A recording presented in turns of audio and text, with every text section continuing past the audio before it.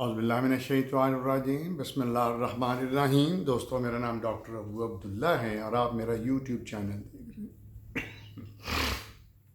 ایک سوال آیا ہے کہ کیا رجم کی سزا قرآن میں ہے؟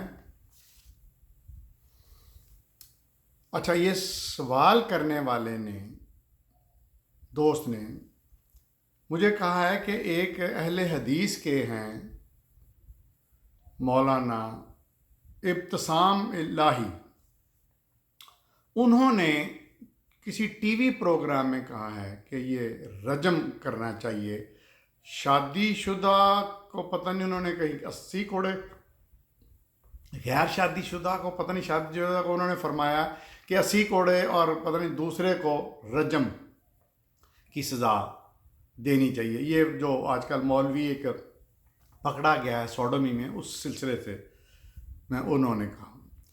اس کے علاوہ انہوں نے بتایا کہ پنڈی میں، یہ اسلام آباد میں کوئی مولوی صاحب ہیں لال مسجد کے، انہوں نے کہا ہے کہ مینار پاکستان سے گرا دیا جائے۔ تو کیا یہ سزائیں قرآن میں ہیں؟ بالکل نہیں۔ مجھے حیرت ہوتی ہے ان لوگوں پہ کہ جو مذہب کے ٹھیکیدار تو لفظ شاید نہیں ہیں، جو کہتے ہیں کہ ہم مذہب کو جانتے ہیں، ہم دین کو شاید جانتے ہیں، یہ دونوں لفظ مکس ہیں، تو انہوں نے کہیں سے کوئی اس کی تعلیم بھی لی ہوئی ہے، اور وہ بات کرتے ہیں جس کا شریعت سے، قرآن سے تعلق ہی نہیں ہوتا۔ یہ ابتسام الہی جو ہیں، یہ اہل حدیث کے ایک فرقے کے سربراہ ہیں، اور سعودی عرب سے ان کا رابطہ، اور ان کو سعودی عرب سے امداد ملتی ہے، گرانٹ جس کو کہتے ہیں، وہ ملتی ہے۔ اور میں سمجھتا ہوں کہ یہ جو اہل حدیث لوگ ہوتے ہیں، ان کو مناسب علم ہوتا ہے، مناسب، لیکن اس شخص نے دھڑلے سے کہا ہے کہ اس کو رجم کی سزا ہونی چاہیے، یہ اس مولوی کو، یہ جو، اور دوسرے مولوی نے جو کہ اسلام آباد کی ایک بڑی مسجد، لال مسجد کا وہ امام خطیب ہے، اس نے کہا کہ مینار پاکستان سے گرا دیا۔ کسی اور بھی مولوی نے اس طرح کی بات کی ہے۔ اب مسئلہ یہ ہے کہ ان لوگوں کیا قرآن کی سمجھ نہیں ہے؟ جو شریعت ہے، جو دین ہے، وہ قرآن میں بند ہے، اور اس قرآن کے اوپر عمل کر کے جو میرے آقا نبی اکرم صلی اللہ علیہ وسلم نے کیا، وہ سنت ہے، ویری سمپل۔ لیکن یہ لوگ قرآن کی بجائے ان لوگوں کو فالو کرتے ہیں جو کہ بہت بعد میں آئے۔ یہ کوئی فقہ کے امام مانے جاتے ہیں، ان پہ کبھی تفصیل سے میں بات کروں گا، وہ حنفی، حنبلی، مالکی وغیرہ وغیرہ وغیرہ۔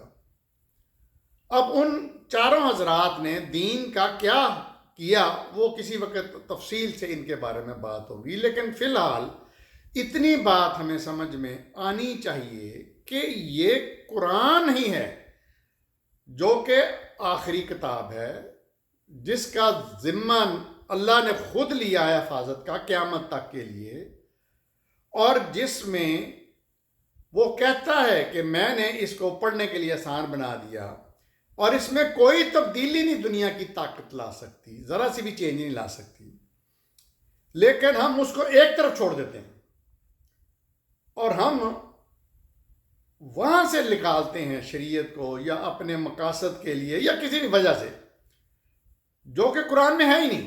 جس کی مثال یہ میرے دوست نے بھیجی ہے کہ جی وہ رجم کی سزا دی جائے، اور کسی نے کہا جی مسجد سے نیلے مینار پاکستان سے گرا دیا جائے۔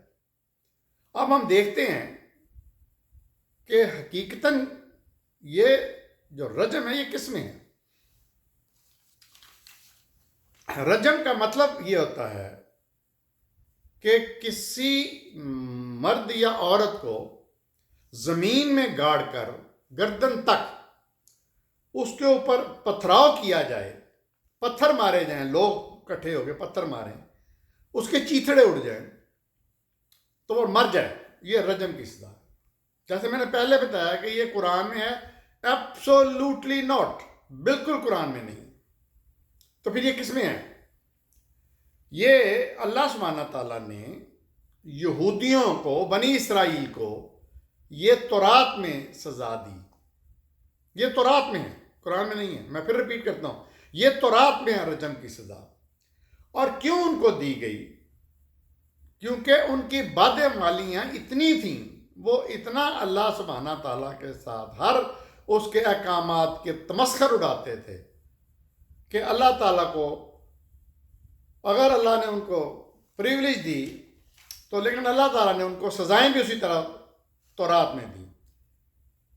اب میں کوٹ کرتا ہوں تورات میں یہ کہاں کہاں پہ سزا ہے۔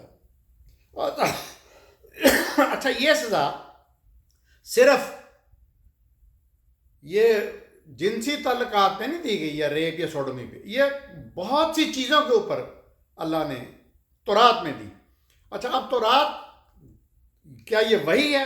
بالکل وہی نہیں ہے، انہوں نے تبدیل کی ہوئی ہے یہودیوں نے، بنی اسرائیل نے۔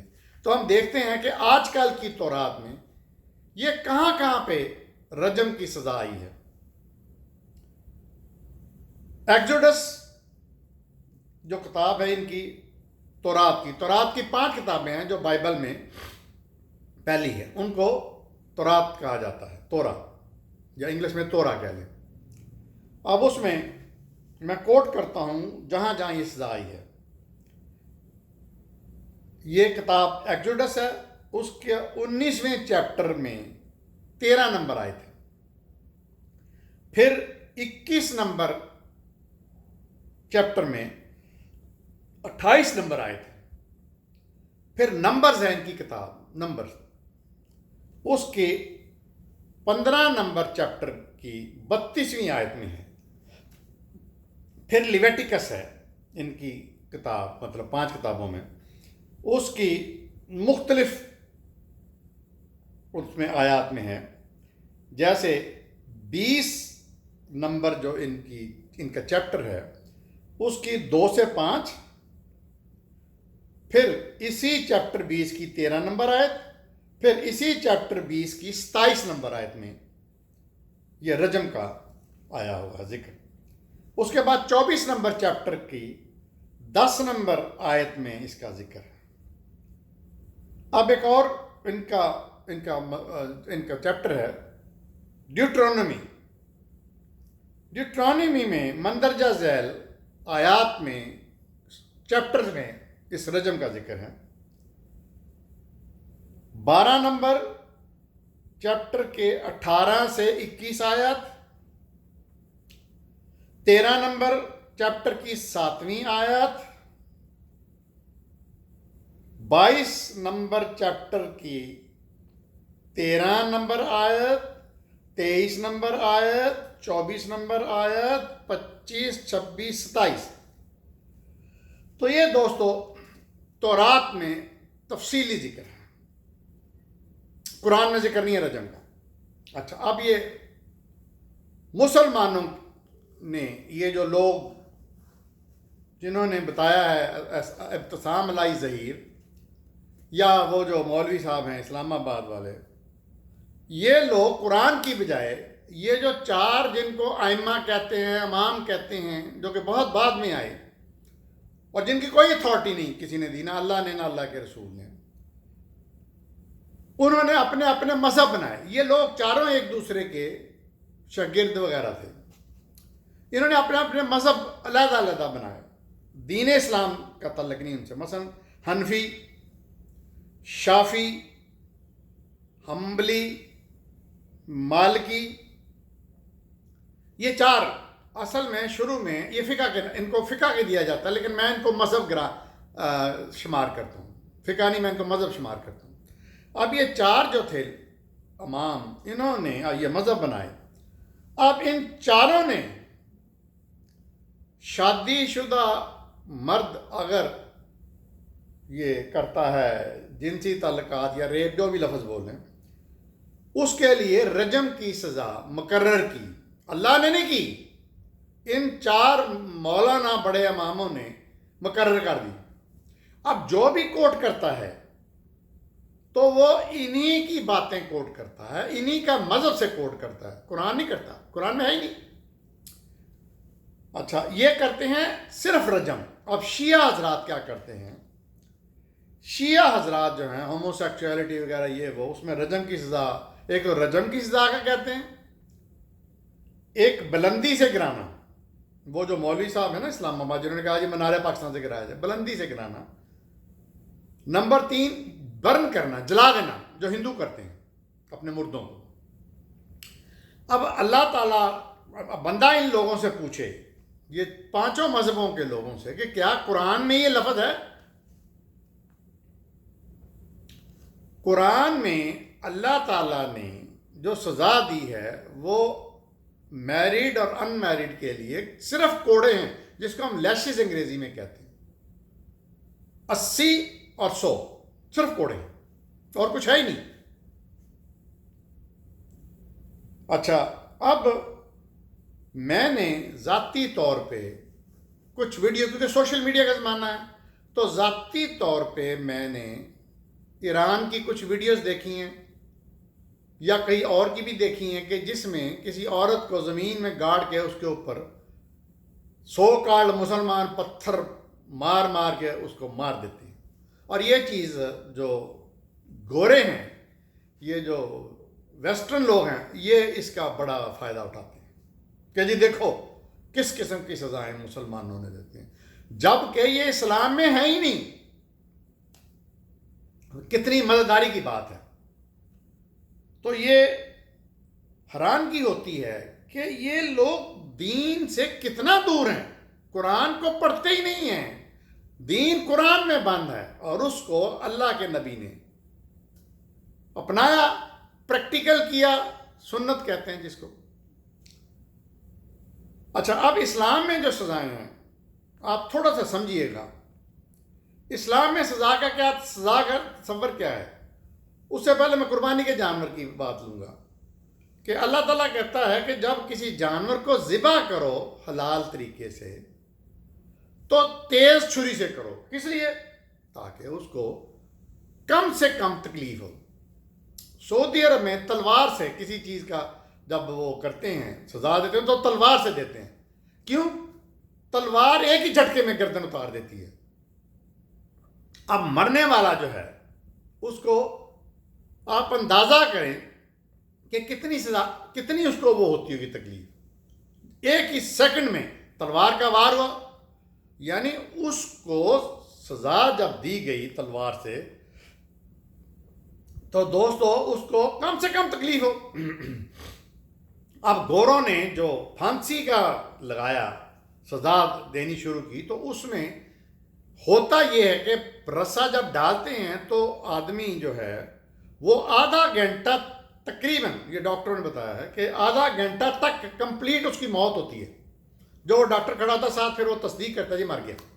اب کتنی اذیت ہے کہ ایک شخص کو آپ سزا دے رہے ہیں اور پھانسی کی دے رہے ہیں جس سے وہ آدھا گھنٹہ زیادہ تڑپ تڑپ کے مار رہا ہے۔ آج کل ایک اور بھی ہے، دبئی وغیرہ میں بھی سزا جاتا ہے کہ گولی مار دی جاتی ہے۔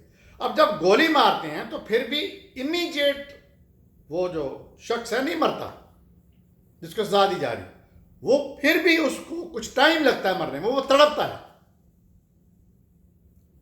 تو اللہ تعالیٰ یہ چاہتے ہیں کہ اگر کسی مجرم کو سزا دینی ہے تو اس کو مارنا ہے تو تلوار بہترین ہے، تاکہ کم سے کم اس کو تکلیف ہو۔ تو اب ہم دیکھیں کہ سٹوننگ کتنی، یہ رجم کتنی خطرناک ہے کہ آپ پتھر مارے جا رہے ہیں، وہ کیا حشر ہوتا ہوگا اس شخص کا، اور جب قرآن میں ہے ہی نہیں۔ اچھا، یہ اب کہاں سے آئی؟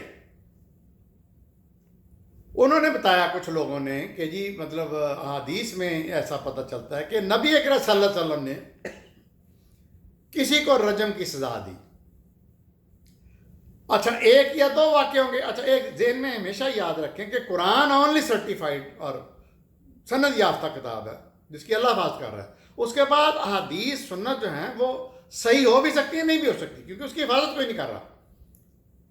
اچھا، اب یہ بات وہاں سے آئی کہ نبی کریم صلی اللہ علیہ وسلم نے کسی کو رجم کی سزا دی، اوکے، کوئی تحقیق نہیں کرتا کہ کس کو دی۔